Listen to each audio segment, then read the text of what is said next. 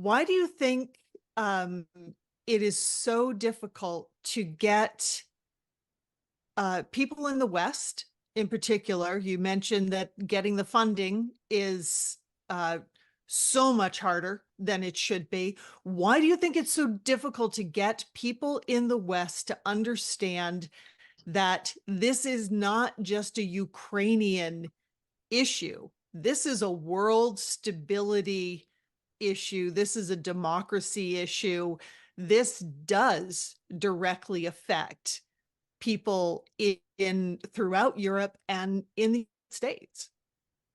Most people aren't used to forecasting their political decisions any more than a couple of months out. I mean, look at any public polling taken in the pre-U.S. campaign election season, and you'll see that people all of a sudden will really start caring about the economy or about border security or what have you, when that was barely a topic, because it comes up in the news, they see the headline, they start caring.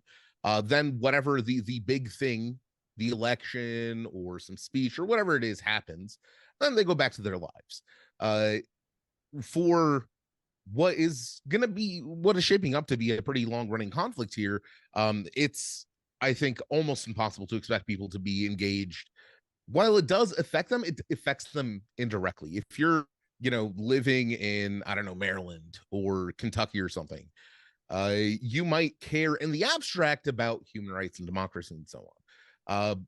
But caring in the abstract doesn't translate to the sustained political pressure that you need in order to actually get legislators to vote for aid packages, as we can see, especially when, I mean, that would go even if there wasn't an enormous billions of dollars propaganda machine working against us. But when you throw that in the mix, I mean, you end up with this where people are happy to ignore or push aside Ukraine and Ukraine's struggles in favor of their own domestic political issues.